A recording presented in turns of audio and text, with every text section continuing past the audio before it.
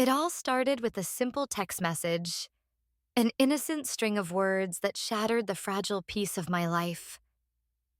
It was midnight when my phone buzzed on the nightstand, and I reached for it half asleep, expecting nothing more than a spam notification or maybe a late-night work email from Collins. But what I saw made my blood run cold.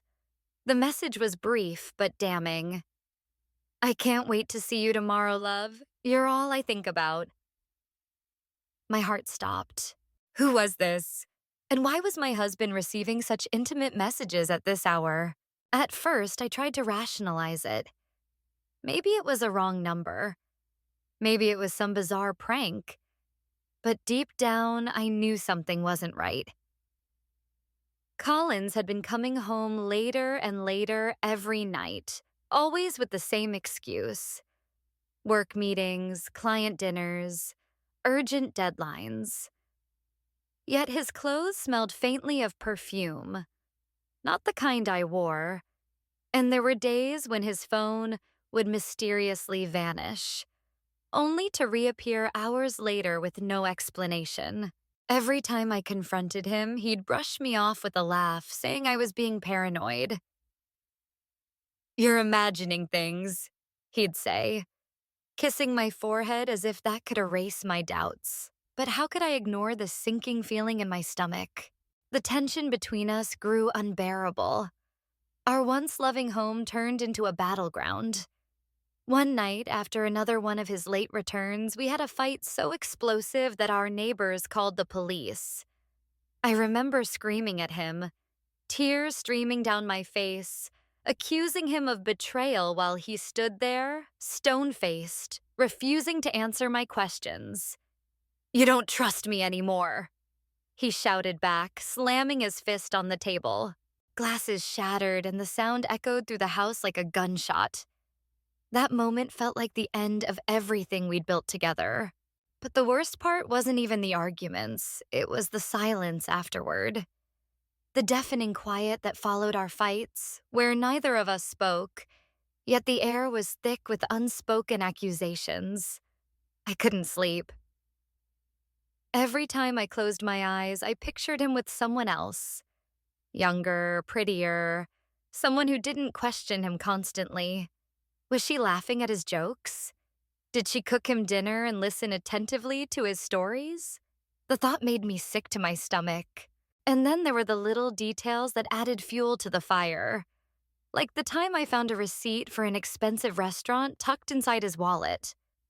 When I asked him about it, he said it was a business expense, but the date matched perfectly with one of his late nights. Or the day I noticed a new cologne lingering on his shirt, a scent I'd never bought for him. Each discovery felt like a knife twisting deeper into my heart.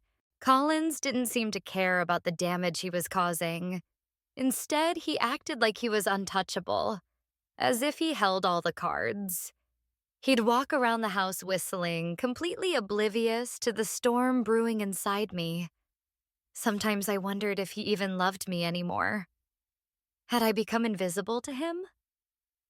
The woman he promised to cherish forever now felt like a stranger in her own home. One evening, unable to take it anymore, I decided to follow him. I waited until he left for what he claimed was a quick meeting, and trailed behind in my car, keeping a safe distance. My hands trembled on the steering wheel as I watched him pull into a dimly lit parking lot near a cozy cafe. My chest tightened as I saw him step out of the car and greet someone. A woman. She hugged him warmly, and they walked inside together, laughing like old friends, or perhaps something more. I sat there frozen, unsure whether to march in and confront them or break down crying right there in the car. My mind raced with possibilities, each worse than the last. What if this was happening every time he said he was working late? What if he'd already moved on emotionally, leaving me behind without a second thought? The pain was suffocating, like drowning in a sea of unanswered questions. That night marked a turning point for me. I realized I couldn't keep living in limbo, torn between hope and despair. Something had to give. Either Collins would come clean or I'd have to find out the truth myself, even if it destroyed us both. Little did I know the answers I sought were closer than I imagined, hidden beneath layers of lies and secrets waiting to unravel. The tension in our crumbling marriage reached a breaking point when I made the decision to hire a private investigator. It wasn't something I took lightly. Spying on your own husband feels like crossing some invisible moral line. But desperation had driven me to it. Every late-night text, every unexplained absence, every whiff of unfamiliar cologne was like another brick piling onto the wall between us. I needed answers, and if Collins wouldn't give them to me willingly, then I'd have to dig them out myself. The investigator, Mr. Harris, seemed professional enough during our initial meeting. He promised updates within a week, but warned me that uncovering secrets often came with emotional costs. At the time, I thought I was prepared for whatever he might find. I couldn't have been more wrong. Just 2 days after hiring Mr. Harris, Collins dropped a bombshell at dinner one evening. "Guess what, babe?" he said casually, sliding an envelope across the table toward me. My heart skipped a beat as I opened it, expecting, well, I wasn't sure what. Inside were 2 plane tickets to the Maldives, along with a brochure advertising luxury overwater bungalows. For a split second, my anger melted away, replaced by confusion and a flicker of hope. Was this his way of apologizing? Of proving he still cared? But then reality crashed back down on me like a tidal wave.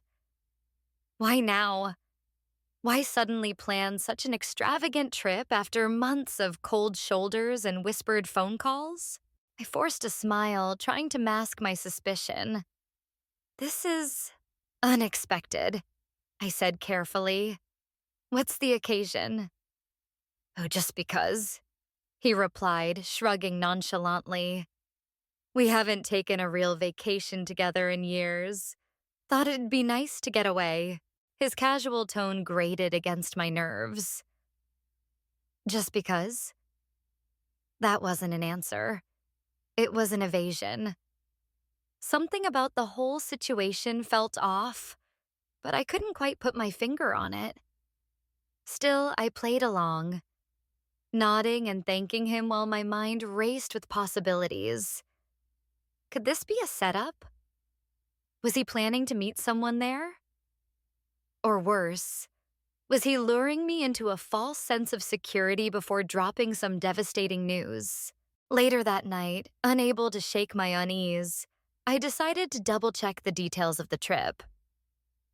While Colin slept soundly beside me, I quietly retrieved the tickets from the kitchen counter and examined them under the dim light of my phone. And that's when I noticed it. The date printed boldly across the top. Exactly 10 years to the day since our wedding anniversary. A chill ran down my spine. How could he possibly think I wouldn't notice? Unless this wasn't meant for me at all. My blood boiled as I pieced together the implications. Had he forgotten our actual anniversary years ago only to, coincidentally, book a romantic getaway on the same date? For someone else? The thought made me sick. I imagined him laughing with another woman, sipping cocktails on the beach, feeding her strawberries dipped in chocolate while pretending she was his wife. Was this why he'd been so eager to send me to the vet earlier? To distract me with talk of worms and flea treatments so I wouldn't question his sudden generosity? By morning, I was seething, but I knew I had to stay calm. Confronting him outright would only tip him off, and I needed concrete proof before making any accusations. Instead, I called Mr. Harris, demanding an update. "I need to know everything," I hissed into the phone. "Every move he makes, every person he talks to. If he's hiding something, I want it exposed." Harris assured me he was already on the case, but his words did little to ease my growing anxiety. The wait felt interminable, each passing hour stretching into eternity. Meanwhile, Collins acted as though nothing was amiss, humming cheerful tunes and packing his suitcase with carefree enthusiasm.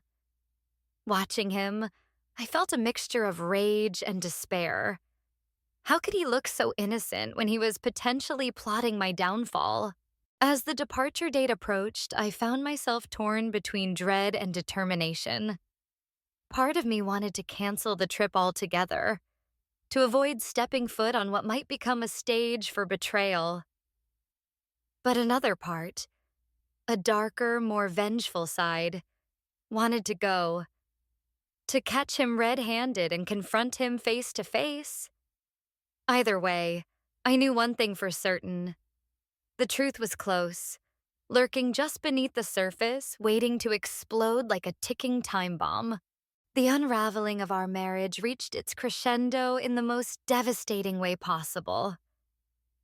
It started innocently enough, or so I thought, when I was folding Colin's shirts one afternoon. As I reached into the pocket of his blazer, my fingers brushed against something crinkled and unfamiliar. Pulling it out, I froze. It was a hotel receipt dated just last week for a room at an upscale boutique inn downtown. My hands trembled as I read the details. A single night stay, charged to a credit card that wasn't mine. The betrayal burned like acid in my chest. So this was where he'd been going during those late work meetings. But before I could fully process what I'd found, another bombshell hit. Later that evening, while checking our joint bank account online, I noticed something alarming. Nearly all of our savings were gone. Vanished.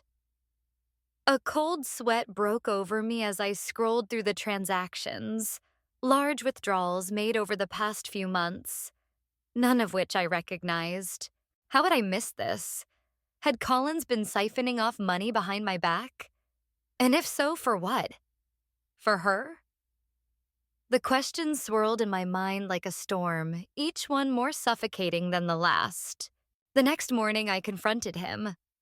"Explain this," I demanded, slamming the receipt and bank statements onto the kitchen counter. His face went pale, his lips parting as though searching for words.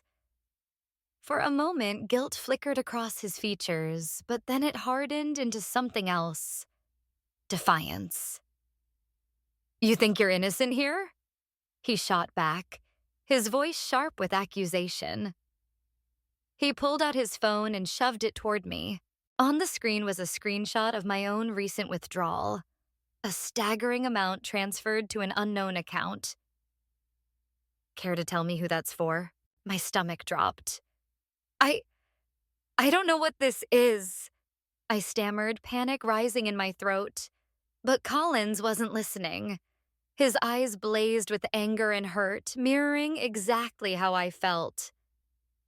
"Don't lie to me," he growled. "If you can cheat on me, fine. But don't pretend you're the victim here." Cheating. What was he talking about? Before I could respond, the pieces began falling into place, or so I thought. That mysterious perfume scent, the late-night text, the Maldives tickets, it all pointed to one conclusion. He believed I was having an affair. And worse, he thought I'd drained our finances to fund it. The irony was almost laughable, if it weren't so utterly soul-crushing. The argument escalated quickly, culminating in a mutual decision neither of us ever imagined we'd make: divorce. Within days, we found ourselves sitting across from each other in a sterile lawyer's office, the air thick with tension. Every word exchanged felt like a dagger twisting deeper into the wound of our failed relationship. Our attorney, Ms. Langley, tried to mediate, but even her calm demeanor couldn't mask the hostility radiating between us. "This isn't about revenge," she said firmly, looking first at me, then at Collins. It's about finding closure. Closure? The word sounded hollow. How could there be closure when both of us were convinced the other was guilty? As papers were signed and assets divided, I couldn't help but feel like we were dismantling not just our marriage, but everything we once stood for. Trust, love, loyalty, all reduced to ashes because of secrets and lies. The storm that had been brewing between Collins and me finally reached its catastrophic peak in the most unexpected way imaginable. It began with an email, ordinary at first glance, but sinister upon opening. The subject line read, "You need to see this." My heart raced as I clicked it, only to be met with the video attachment. When I pressed play, my world imploded. There was Collins standing in a jewelry store purchasing a diamond ring, a breathtakingly expensive one. But the salesperson wasn't showing it to him. She was showing it to someone else. Someone who looked eerily familiar. As the camera zoomed in on her face, I felt the floor drop out from under me. It was Sarah, my best friend. Our laughter-filled brunches, our late-night phone calls, the vacations we'd taken together. All of it flashed through my mind like shards of broken glass. How could she? How could they? My hands trembled as I replayed the video, searching for any sign that it might be fake. But every frame confirmed the truth. Collins and Sarah weren't just friends. They were conspirators stealing moments behind my back while pretending to care about me. But the betrayal didn't stop there. As if the universe decided to twist the knife further, another email arrived moments later. This time it was addressed to both Collins and me. Attached was another video, one that made my blood run cold. In it, Sarah sat across from a man I didn't recognize, holding hands and laughing as though they shared some secret joy. And then came the gut punch. He slipped a matching ring onto her finger, a perfect pair. Collins stormed into the room just as I was watching the second video, his face pale and eyes wild. "Did you see this?" he demanded, holding up his phone. Apparently, he'd received the same footage. His voice cracked with desperation. "She's been lying to me too." For a moment, we stared at each other, two wounded animals caught in the same trap. All this time, I'd assumed Collins was the one betraying me, and clearly he'd thought the same about me. But now the truth was laid bare. Sarah had played us both. She'd manipulated our trust, weaving herself into the fabric of our lives only to tear it apart for her own twisted gain. "What kind of monster does this?"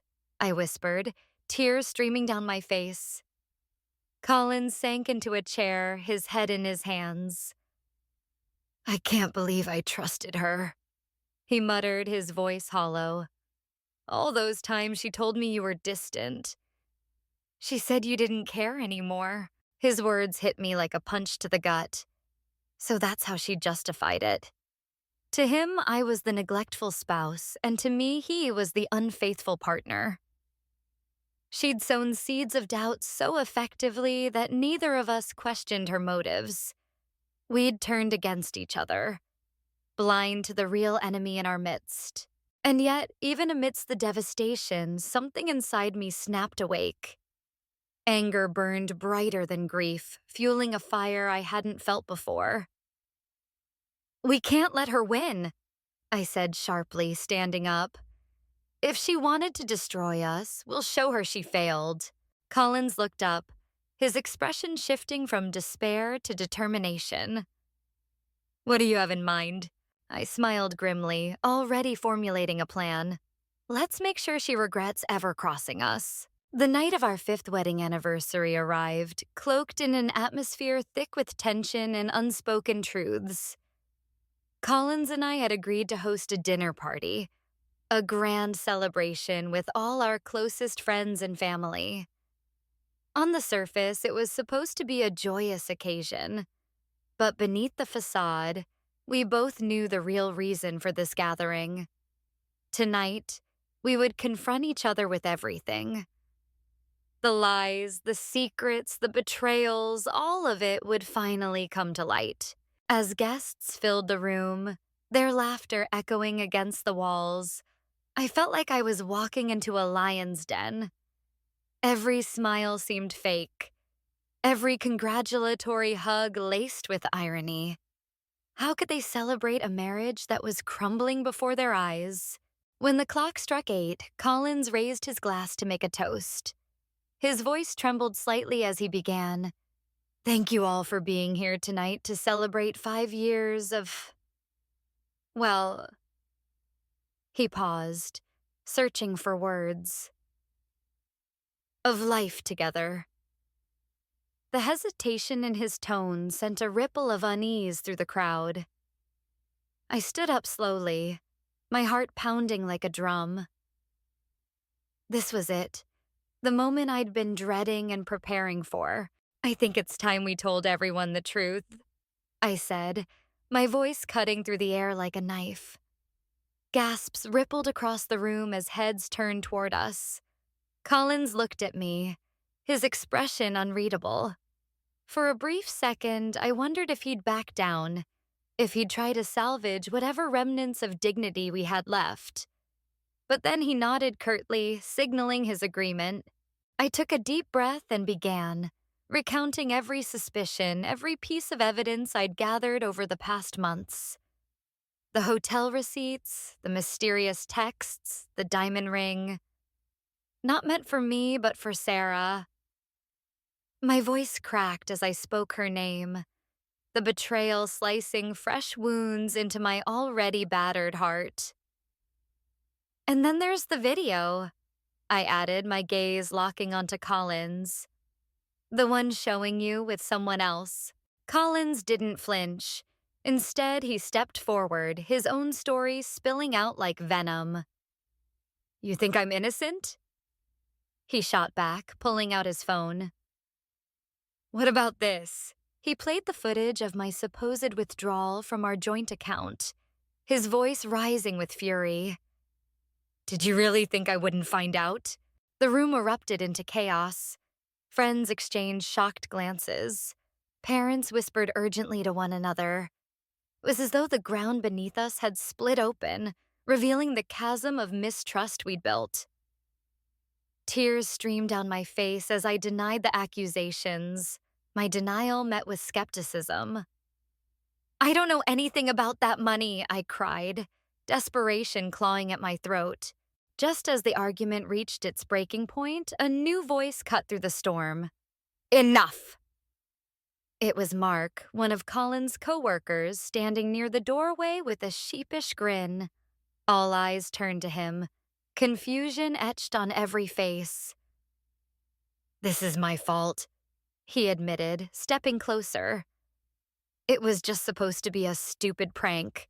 Mark explained how he'd orchestrated the entire charade, sending the videos, fabricating the bank transactions, even planting the hotel receipt, all in an attempt to create drama for his own amusement. "I thought it'd be funny," he stammered, looking genuinely remorseful. "But I never meant for it to go this far." The revelation hit us like a freight train. Every ounce of anger, every tear shed, every sleepless night, it had all been based on a lie. A cruel, senseless joke. The weight of it crushed me, leaving me breathless. Around the room, people began to murmur, some laughing nervously, others shaking their heads in disbelief. For a moment, Collins and I simply stared at each other, the enormity of what had happened sinking in. We'd nearly destroyed our marriage over nothing, over a prank. Slowly, a bitter laugh escaped my lips, followed by another. Collins joined in, his laughter mingling with mine until we were both doubled over, tears streaming down our faces. Not from sadness this time, but from the sheer absurdity of it all. As the initial shock wore off, a strange sense of relief washed over us. The truth, no matter how painful, had set us free. Together, we turned to face our bewildered guests, hand in hand. Well, Colin said, raising his glass once more, here's to surviving 5 years, and hopefully many more to come. Some people leave scars, others leave lessons. Burn and reborn stories that break you, then rebuild you.